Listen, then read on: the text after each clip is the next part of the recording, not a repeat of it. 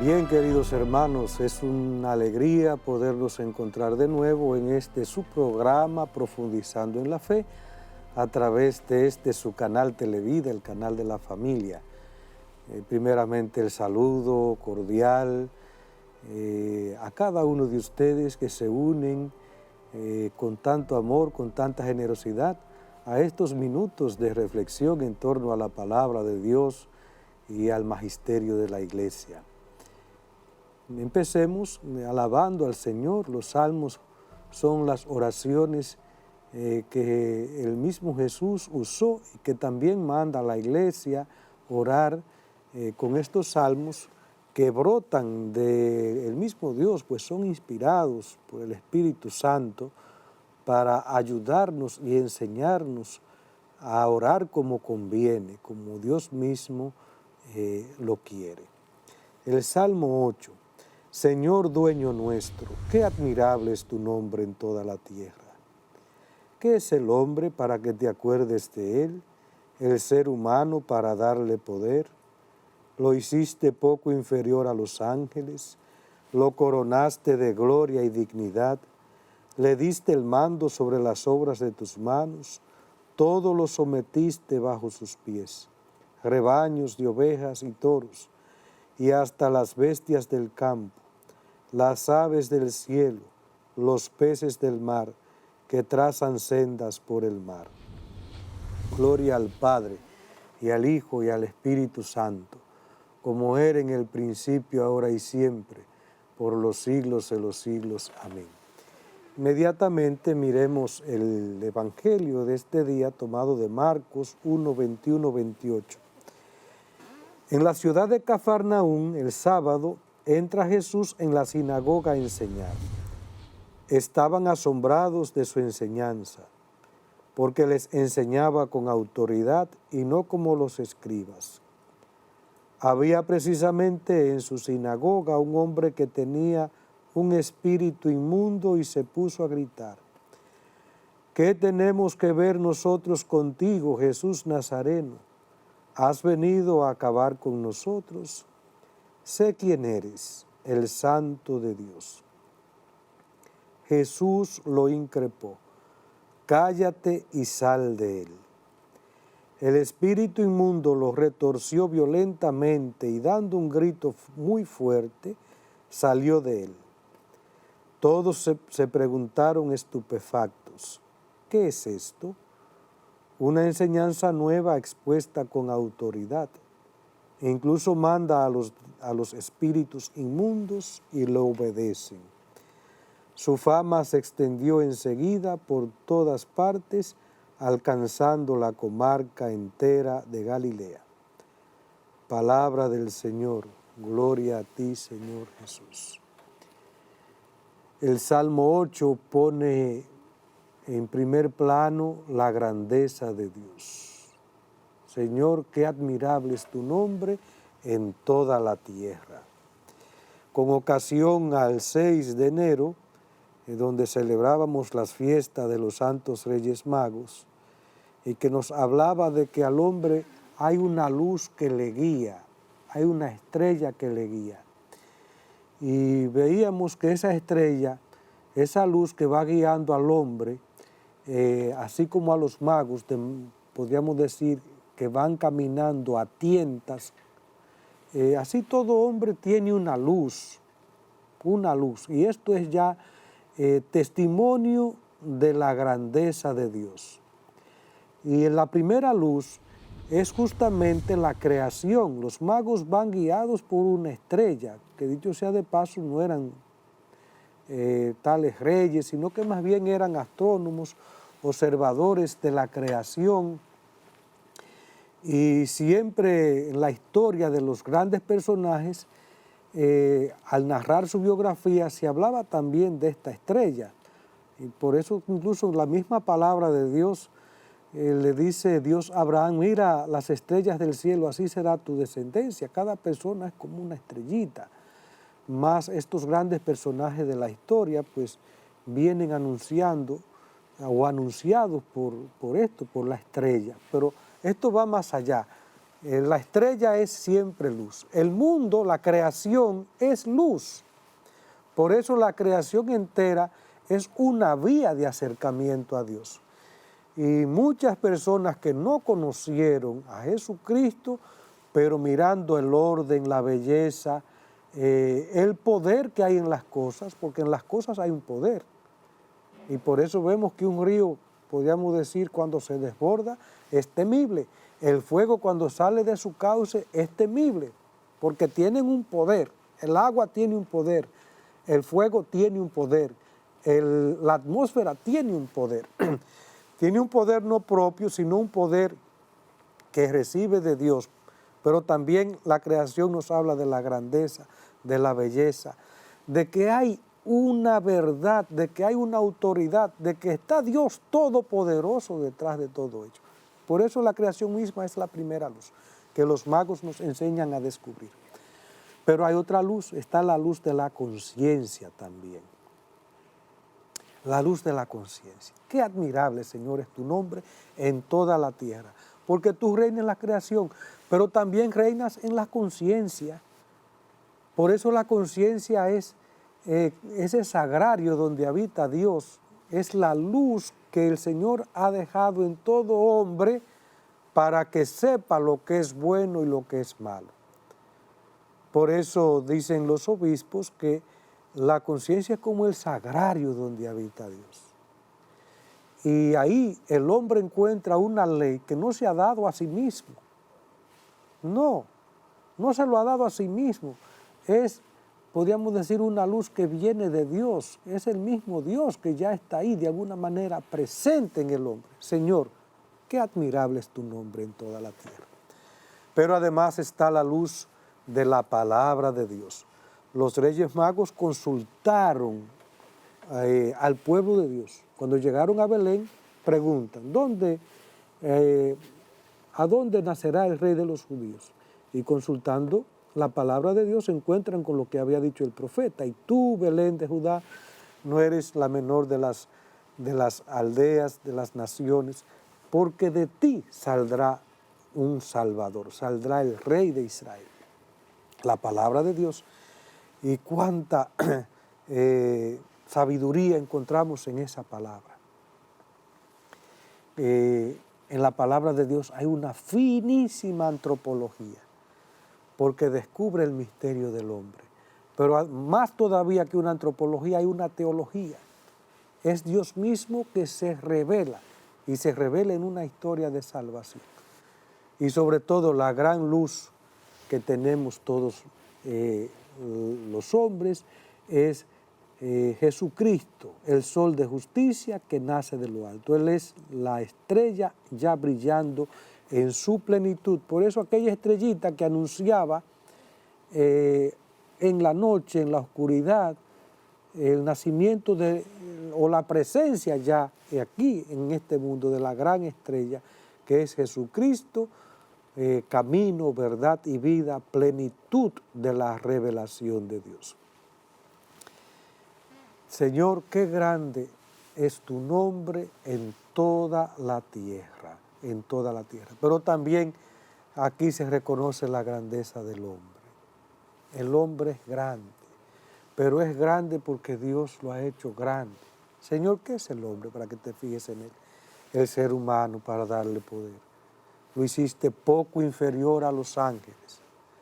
Pero más aún, el Señor a nosotros nos ha concedido un privilegio todavía mayor, porque Dios no se hace ángel, se hace hombre.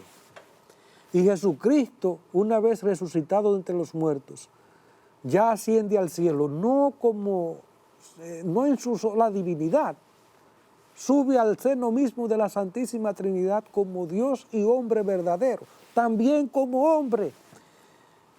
Qué grandeza entonces la que Dios da al hombre. Y por eso esa consideración que debemos tener por cada ser humano. Da pena como el hombre de hoy no aprecia la vida.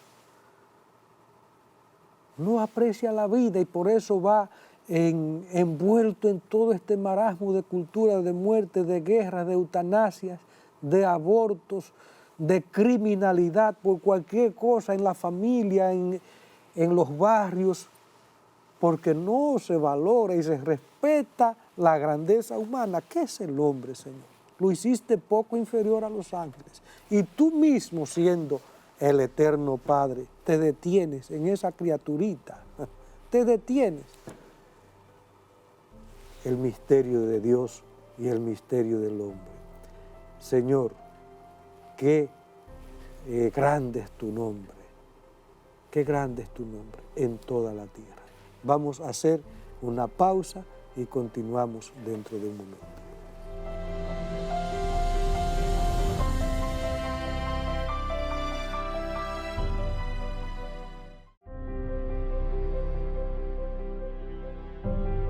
Bien, queridos hermanos, vamos tratando en estos capítulos el tema de la iglesia. Creo en la iglesia, profesamos en el credo, cada vez que rezamos el credo dentro de la Eucaristía o cuando celebramos algunos de los sacramentos, como es el caso del bautismo, de la confirmación, en fin.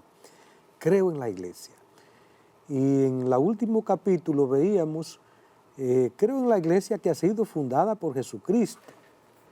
Esa iglesia que ya nació en el seno de la Trinidad, porque así Dios lo quiso, y por eso se eligió un pueblo con unos patriarcas, unos profetas, unos reyes, unos jueces, que fueron preparando ese pueblo para el nacimiento de Jesucristo, que entonces ya funda la iglesia, la funda con todo ese pueblo, con los pobres de Yahvé, que van acogiendo la palabra, van acogiendo el evangelio, y sobre todo la institucionaliza cuando elige a 12 hombres de ese pueblo para ponerlo al frente de su iglesia. Y de entre ellos una cabeza, Pedro. Tú eres Pedro, y sobre esta piedra edificaré mi iglesia, y la fuerza del infierno no podrá contra ella. Jesús funda su iglesia. La iglesia manifestada por el Espíritu Santo. Cuando el Hijo terminó la obra que el Padre le encargó realizar en la tierra, fue enviado el Espíritu Santo el día de Pentecostés para que santificara continuamente a la iglesia. Es entonces cuando la iglesia se manifestó públicamente ante la multitud, se inició la difusión del Evangelio entre los pueblos mediante la predicación. Como ella es convocatoria de salvación para todos los hombres, la iglesia es, por su misma naturaleza, misionera, enviada por Cristo a todas las naciones para hacer de ellas discípulos suyos.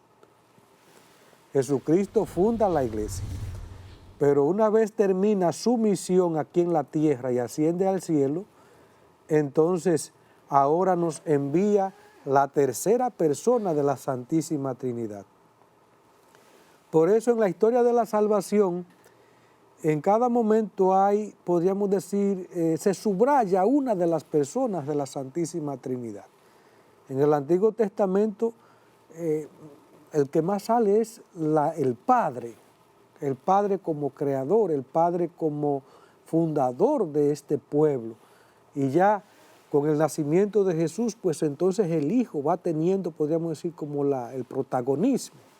Pero una vez asciende al cielo, ahora el Espíritu Santo es el que acentúa más su acción y su misión en la iglesia. Ahora esto no significa que la obra del Padre sea distinta a la del Hijo y a la del Espíritu, no es una única obra. Donde está el Padre está el Hijo y está el Espíritu, es una obra conjunta, es una obra de las tres divinas personas y del único Dios. El único Dios, un solo Dios verdadero en tres personas distintas. Pero, como decía, en cada momento se subraya algunas de estas personas. Ahora, al ascender Jesucristo, se nos envía el Espíritu Santo que se derrama en Pentecostés y comienza entonces el anuncio decidido, el anuncio autorizado a través de los apóstoles. que van anunciando el Evangelio con el poder, con la fuerza, con la autoridad que le da el Espíritu Santo, protagonista principal de la misión y alma de la iglesia. Protagonista principal, porque también el hombre es protagonista, pero el principal es el Espíritu Santo, que es el que guía, el que motiva, el que ilumina, el que toca el corazón, el Espíritu Santo. Aquí también se subraya un elemento fundamental y es la naturaleza misionera de la iglesia. La iglesia es misionera por propia naturaleza. Está llamada no a evangelizarse a sí misma, sino a llevar el evangelio a aquellos que no lo conocen, a aquellos que necesitan escuchar esa palabra, a aquellos que, como decía ahorita, van guiados como aquellos magos entre sombra por la estrella de la conciencia, la luz de la conciencia, la luz de la razón, la luz que descubren en la creación, pero no se han encontrado con la palabra. Y la palabra es Jesucristo. Y también estos necesitan que la iglesia les comunique la verdad de Jesucristo, naturalmente como una propuesta, nunca como una imposición, porque si hay algo enteramente libre es la palabra de Dios. Jesús siempre predicó el Evangelio y solo aquellos que tenían oídos para oír y ojos para ver, entonces le siguieron libremente.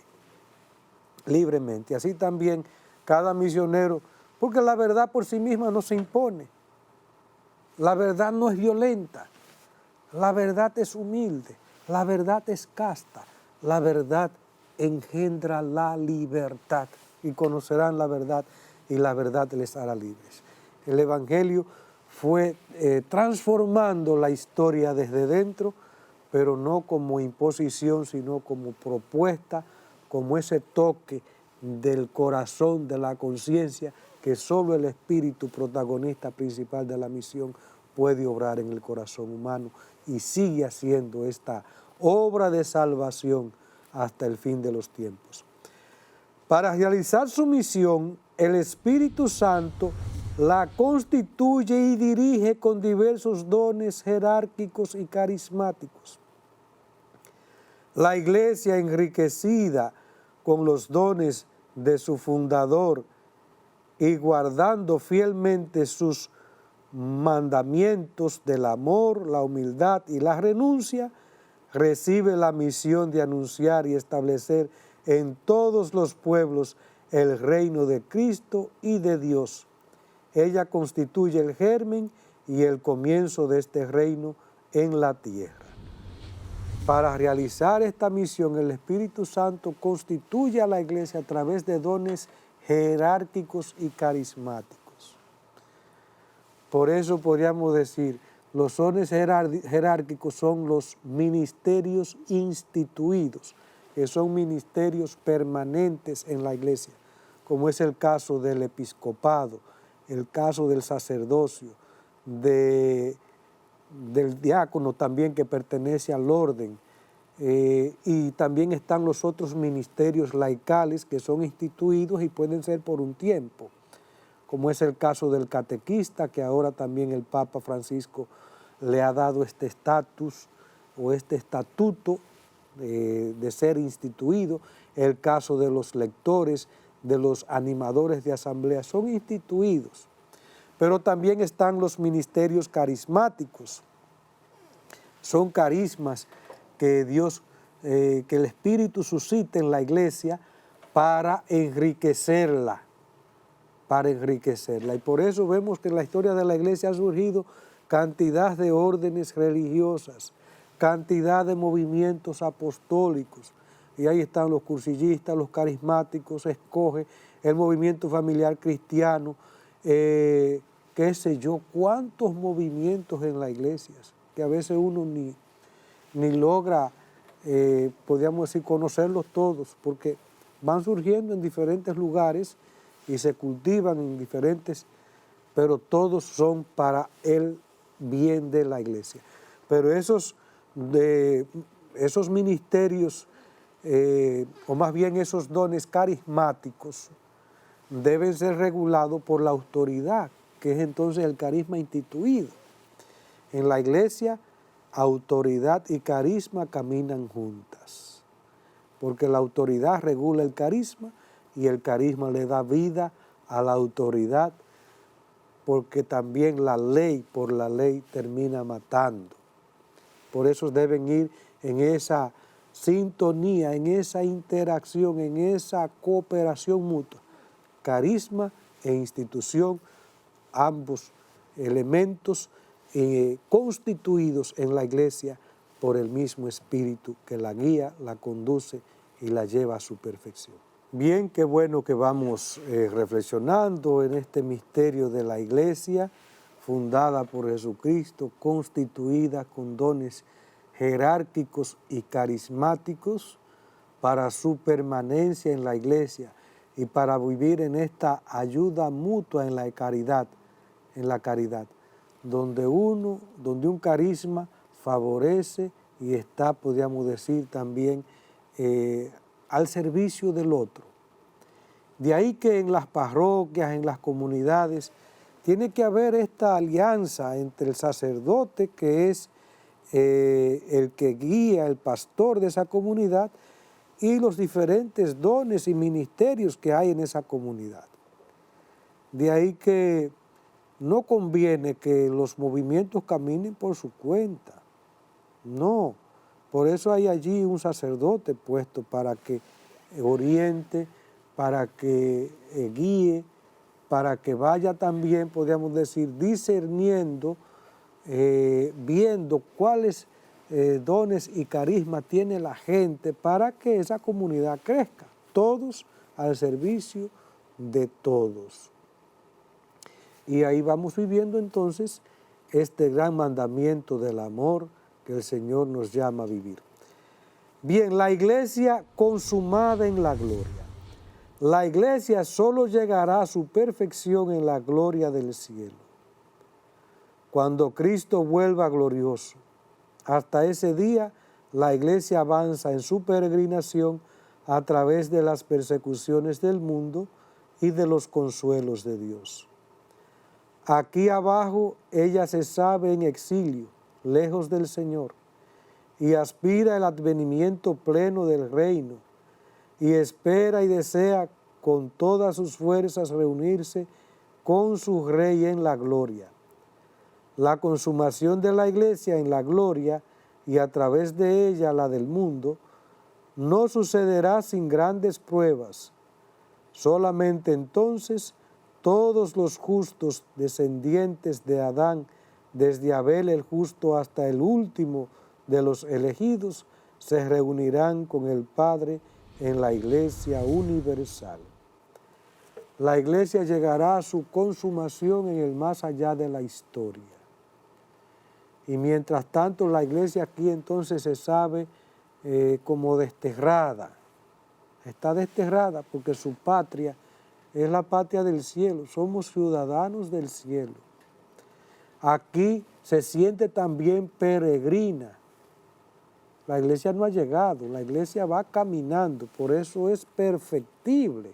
No es perfecta, es perfectible. Va caminando, va dando paso, conjuntamente con el mundo también, con el mundo, avanzando, donde unos y otros se van como interfiriendo, porque la iglesia es sacramento universal de salvación. Está en el mundo, pero no pertenece al mundo.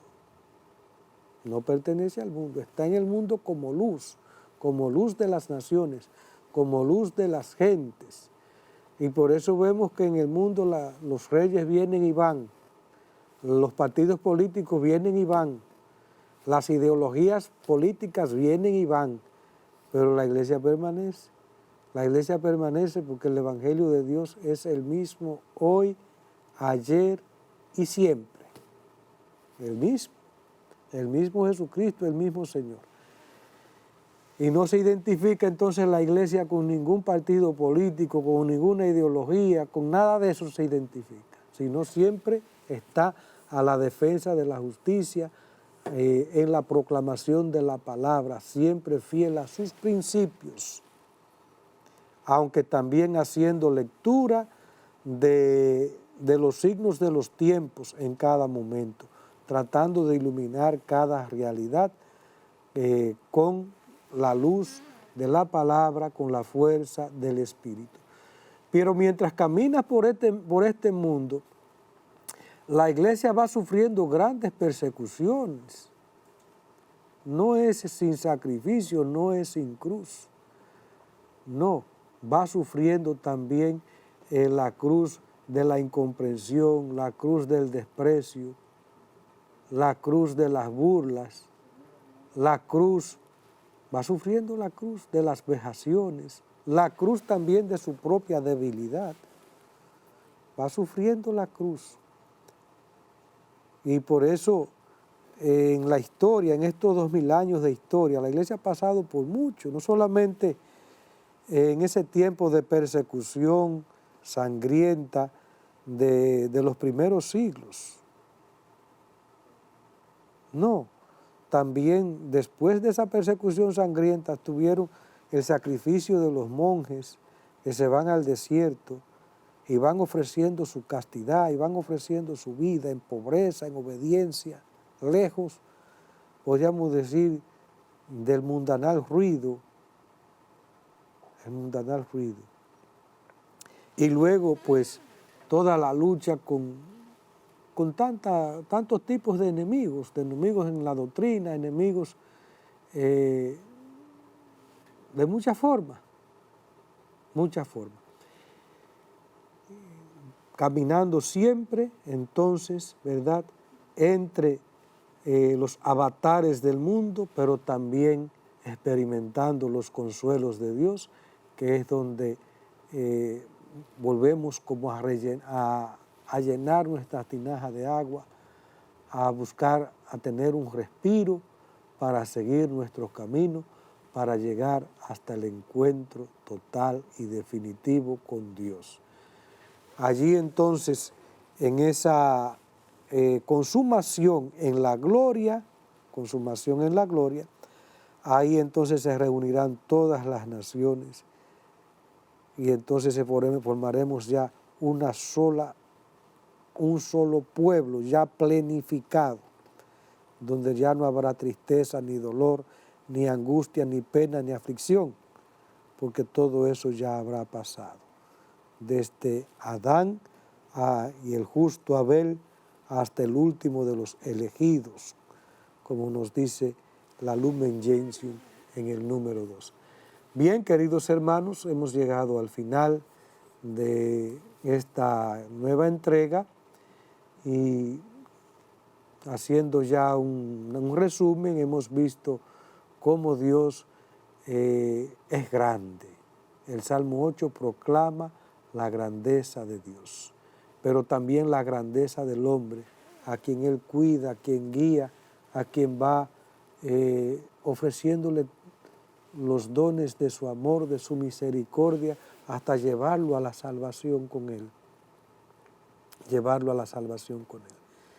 Y luego pues vimos cómo el Espíritu Santo, que es guía, que es el protagonista principal de la iglesia, la constituye con dones y carismas instituidos y carismáticos, a fin de que esta iglesia permanezca hasta el fin de los tiempos. Al fin de los tiempos, donde ya llegará a su consumación en la gloria.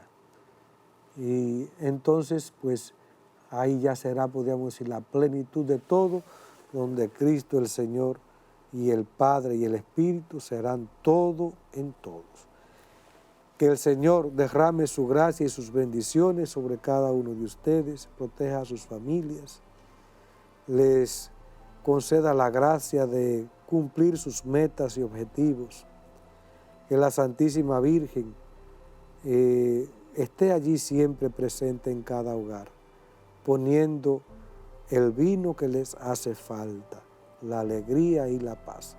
Que la bendición de Dios Todopoderoso, Padre, Hijo y Espíritu Santo esté siempre en cada uno de ustedes. Amén.